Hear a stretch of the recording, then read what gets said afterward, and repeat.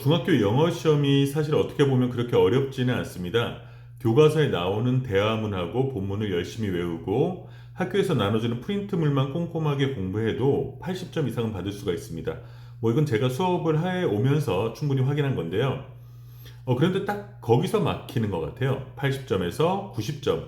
그 이상으로 올라가려면 반드시 넘어야 하는 벽 같은 게 좀 있는 것 같습니다. 바로 문법 관련 서술형 문제예요.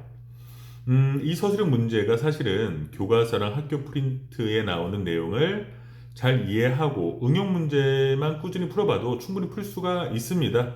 엄청나게 어려운 문제는 아니에요.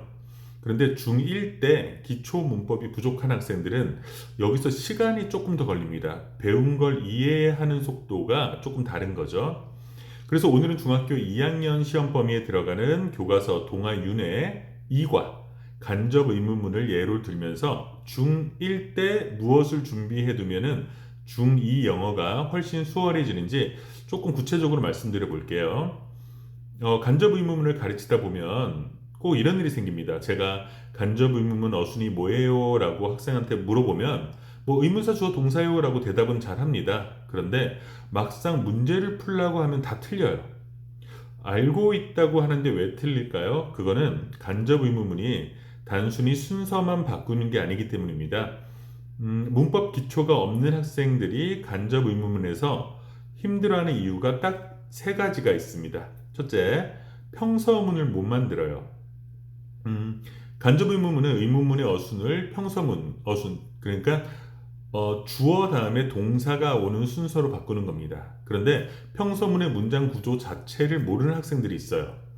그래서 의문문을 평서문으로 바꿔야 한다고 배웠는데 정작 평서문 자체가 뭔지를 모르니까 바꿀 수가 없는 거죠. 그래서 규칙은 외웠는데 적용을 못하는 상황이 생기는 겁니다. 그리고 둘째, do, does, did 이 처리를 어떻게 해야 될지 몰라요. 예를 들어 볼게요. Where does she live? 그녀는 어디에 삽니까? 라고 간접 의문문으로 바꿀 때 이 does를 빼고 live를 lives로 바꿔야 해요. 그래서 where she lives가 되는 거죠. 그런데 학생들이 여기서 다 실수를 하는 게 뭐냐면 does를 빼라는 건 배웠어요. 그런데 뒤에 있는 동사가 어떻게 바뀌는지를 모르는 겁니다. does를 빼고 그냥 where she live로 끝내버리는 겁니다.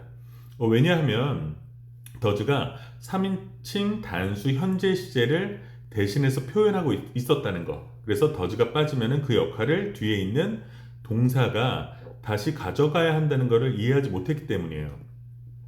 그리고 세 번째로 목적어라는 개념이 없습니다. 사실 이게 사실은 가장 조금 핵심적인 이유가 아닐까 싶은데요. 간접 의문문은 의문문이 문장 안으로 들어가서 목적어, 그러니까 명사 역할을 하는 겁니다. 그런데 이 개념이 없으니까 문장 속에서 어디에 얘를 끼워 놔야 할지를 모르는 거예요. I know him과 I know where she lives가 구조적으로 같다는 것, 즉 him 자리에 where she lives가 통째로 이렇게 들어간다는 것을 이해하는 게 어떻게 보면 핵심인데요. 이걸 알면 간접 의문문이 문장 속에서 어디에 들어가야 하는지가 자연스럽게 보입니다. 그런데 이런 개념이 없으면 아무리 어순을 외워도 실전에서 쓸 수가 없어요. 그러면 지금 우리 아이가 중1이라면 무엇을 한번 확인해 봐야 할까요? 세 가지를 한번 말씀드려 보겠습니다. 오늘 집에서 꼭 한번 확인을 해 보시기 바랍니다.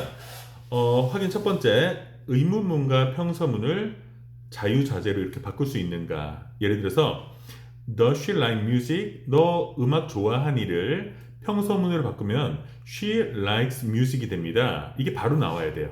또는 Did they go to school? 그들은 학교에 갔습니까? 라고 물어보는 말을 평서문으로 바꾸면 They went to school이 바로 나와야 해요. 생각하면서 더듬더듬 나오면 좀 부족한 겁니다. 수일치와 시제 변화가 자동으로 나올 때까지 연습이 되어 있어야 중2 간접 의문문이 조금 더 수월해집니다. 지금 아이한테 한번 물어보세요. Does she like music? 이것을 평서문으로 한번 바꿔봐. 이 한 가지만 물어봐도 기초가 되어 있는지가 바로 확인이 됩니다. 확인 두 번째, 3인칭 단수 s와 동사의 과거형 불규칙 변화가 되는가? 무슨 말이냐면 간접 의문문을 틀리는 이유 1위가 뭐냐면 does를 빼고 뒤에 있는 동사에 s를 안 붙이는 겁니다. 그래서 where she live가 아니라 where she lives가 되어야 합니다. 또 과거형도 마찬가지예요. did를 빼면은 go가 아니라 went가 나와야 하는데 where they go라고 쓰는 학생들이 정말 많아요. 이게 단순한 실수가 아닙니다. 중1 때 수일치와 과거형을 확실하게 공부하지 않고 뭐 대충 넘어갔다는 거죠. 중1 때 이 부분을 확실하게 좀 두지 않으면 중2 내신은 그만큼 조금 더 힘들어지는 것 같아요. 그래서 확인 세 번째, 자, 목적어 자리에 문장이 들어갈 수 있다는 걸 이해하는가? 뭐 아이에게 한번 물어봐 보세요. 나는 그를 알아에서 그를 자리에 문장이 통째로 들어갈 수 있어? 라고 물어보면 이 개념이 있는 아이와 없는 아이가 간접 의문문을 이해하는 속도가 조금 완전히 다른 것 같습니다. 이 개념 하나가 잡혀 있으면 간접 의문문뿐만 아니라 그 이후에 나오는 뭐 that, if, whether 뭐 그런 명사절 있잖아요. 그런 명사절 전체를 이해하는 데도 굉장히 도움이 되는 것 같습니다. 영어 문법은 벽돌을 쌓아가는 것과 같은 것 같습니다.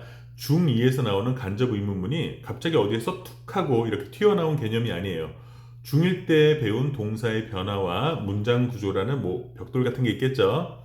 그런 벽돌 위에 올라가는 마지막 조각입니다. 그래서 밑에 쌓인 벽돌, 즉 기초가 단단하면은 마지막 조각이 뭐 쉽게 올라가겠죠. 근데 중간에 빠지는 게 있으면은 올리려는 순간 확 하고 무너져 버립니다. 그래서 중1 때는 이 두 가지만 조금 완벽하게 해두는 게 좋은 것 같아요.